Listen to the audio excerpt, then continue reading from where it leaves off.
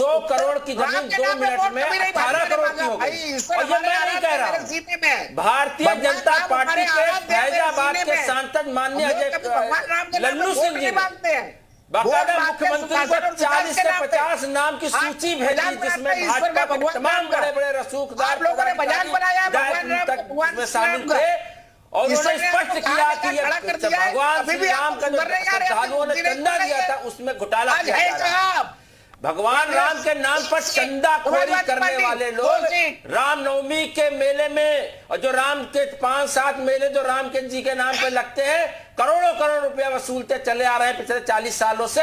और आज जब सरकारी जब धन इकट्ठा हुआ तो चंपत राय जी ने जवाब नहीं दिया, लोग पैसा ले ले चंपत हो गए। 2 करोड़ की जमीन 18 करोड़ की हो गई, और भगवान श्री राम का आधा अधूरा मंदिर बना रहे हैं, क्योंकि मैं खुद वहां रहता हूं और सर्वे करता हूं। विकास जी राघवेंद्र जी कह रहे हैं कि भाई आपके पास सबूत हो, आप न्यायालय चले जाइए। सीरिया का देश में लोकतंत्र है, कानून व्यवस्था है, न्याय व्यवस्था है, वकील है, जज है। सुनिए ना विकास जी, अब सुन भी लीजिए ना। अरे जवाब लेना, जवाब भी तो ओहो, सवाल ही खड़ा करते रहेंगे क्या? रुक तो जाइए, सुन तो लीजिए। विकास जी राघवेंद्र जी कह रहे हैं, राघवेंद्र सिंह कह रहे हैं, सुनिए तो सही। राघवेंद्र सिंह कह रहे हैं कि आप लोग केवल आरोप लगाते रहेंगे, आप लोगों के पास साक्ष्य है, आप लोग न्यायालय चले जाइए। लोकतंत्र है, कानून व्यवस्था है, वकील है, जज है, जाकर न्यायालय चले जाइए। अगर आपके पास सबूत है तो सजा दिलाइए जो दोषी हो। सबूत लेके बैठे तो थे माननीय राहुल गांधी जी। 20,000 करोड़ रुपया ये सेल कंपनी में कहां से आया है, तो इतना पूछ अब आप अडानी चले गए। प्रधानमंत्री की नियत पे पूरा देश संदिग्ध है। अभी हम अयोध्या की जमीन पर बात कर रहे हैं कि उसमें धांधली हुई है, चंदे में धांधली हुई है। अब आप अडानी चले गए, में जिसमें पूरी तरीके से मामला क्वैश हो सकता है, उसमें आप उनकी सदस्यता समाप्त कर देते हैं। ठीक है, खुद के कम से कम 2 दर्जन से ज्यादा। विजय उपाध्याय जी के पास चलेंगे। विजय उपाध्याय जी, ठीक है, यहाँ पर जो विवेक पांडे जी है, समाजवादी पार्टी के नेता है, अच्छा बोलते हैं, तर्कों और तथ्यों के साथ वो बात रखते हैं, लेकिन स्वामी प्रसाद मौर्य पर बात मैंने सीधा जवाब पूछा, वो नहीं दे पा रहे हैं। कह रहे हैं कि भाई वो तो जनता ने दिया है नारा, उन्होंने तो कुछ कहा नहीं। बार बार काम करके निकल जाते हैं मौर्य जी, और फिर टीवी डिबेट में दिक्कत हो जाती प्रवक्ताओं और नेताओं को। आ रहा विवेक जी, आ रहा, आपको समय दिया था ना, आपने जवाब नहीं दिया, मैं दोबारा ले लूंगा आपसे जवाब। विवेक बोलिए। विजय जी। अनुज जी, आज के दौर की जो राजनीति है, इसी राम मंदिर आंदोलन में एक दूसरे के समानांतर कट्टर दुश्मन तेरे खड़े भाजपा और मुलायम सिंह के रिश्ते ये हैं कि केंद्र सरकार ने उनको पद्म विभूषण दिया। सपा अध्यक्ष अखिलेश यादव जी ने आज ही राष्ट्रपति के हाथों उसे ग्रहण किया। अखिलेश जी ने कल कांशीराम की मूर्ति का अनावरण किया, जो कभी साथ थे कभी खिलाफ थे। और मायावती जी का ट्वीट क्या कहता है कल की घटना पर, जो जिस नारे पे आप बहस कर रहे हैं। बिल्कुल, वो कह रहे हैं मायावती जी, उनका 3 पैरे का आज ट्वीट जारी हुआ है कि उस दौरान अयोध्या श्री राम मंदिर व अपर कास्ट समाज आदि से संबंधित जिन नारों को प्रचारित किया गया, वे बीएसपी को बदनाम करने की सपा की शरारत व सोची समझी साजिश थी। अतः सपा की ऐसी हरकतों से खासकर दलितों, अन्य पिछड़ों व मुस्लिम समाज को सावधान रहने की सख्त जरूरत है। और इसके पहले पैरे में वो कह रहे हैं ये अनर्गल मुद्दे हैं, इस पे राजनीति करना समाजवादी पार्टी का स्वभाव। उनका इशारा मुझे लगता है स्वामी प्रसाद मौर्य की तरफ होगा। जी। अखिलेश यादव जी की इमेज एक शालीन, विकासोन्मुखी राजनेता के तौर पे है। स्वामी प्रसाद मौर्य जी ने उनके पूरे चरित्र पे जितना बढ़िया घोषणा पत्र जारी किया था विधानसभा चुनाव में समाजवादी पार्टी ने, वो उनके विजन को दिखाता है कि कितनी बड़ी सोच रखते हैं अखिलेश यादव। लेकिन हम डिबेट किन मुद्दों पे कर रहे हैं? ऐसे मुद्दों पर जिनका जनता से सीधा कोई सरोकार नहीं है जी। ये धार्मिक या आध्यात्मिक या फिर कोई जी। लेकिन विजय जी हवा तो यही दे रहे हैं ना इन मुद्दों से। विजय जी देखिए, अब स्वामी प्रसाद मौर्य बार बार रामचरितमानस का जिक्र वो करते हैं। बता रहा हूँ, हाँ। देखिए,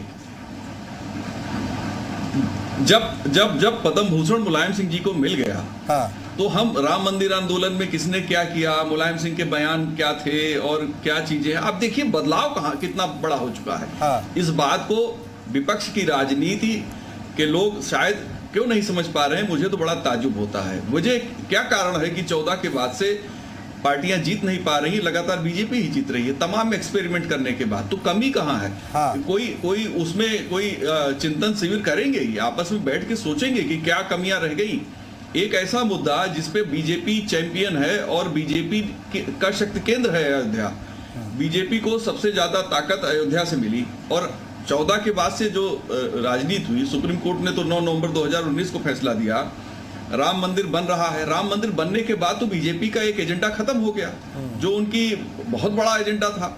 जब वो एजेंडा समाप्त होने की ओर है तो आप उस एजेंडे को जिंदा कर रहे हैं। हाँ।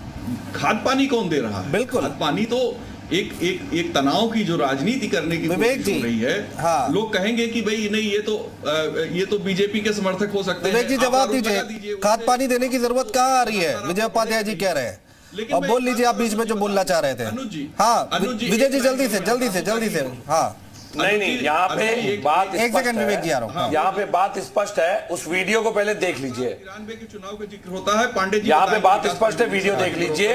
तिलक तराजू का भी चुनाव जनता का था, आज के नारों का चुनाव भी जनता का है, पहली बात। दूसरी बात, जो सरकार आचार्य स्वरूपानंद सरस्वती जी को सम्मान नहीं दे सकी, इस देश के धर्माचार्य को, शंकराचार्य को, वो सरकार धर्म की बात करेगी जिसने राम के नाम पे लगातार लोगों को धोखा देने का काम किया है।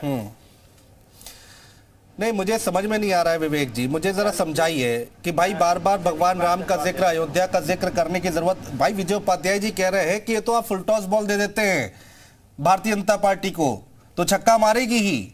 आप क्यों बार बार इन सब बातों का जिक्र करते हैं? नहीं तो भाई हम तो पूछ रहे हैं 69,000 शिक्षक भर्ती में जो 69,000 का जिक्र तो स्वामी प्रसाद मौर्य ने कब किया था लास्ट टाइम? मुझे याद दिलाइए। चलिए, वो स्वीकार करते हैं क्या? स्वामी प्रसाद मौर्य ने 69,000 शिक्षक भर्तियों का वहां पर जिक्र कब किया आखिरी बार? मुझे याद दिला दीजिए बयान, और बता दीजिए, मैं अभी चलवा भी दूंगा।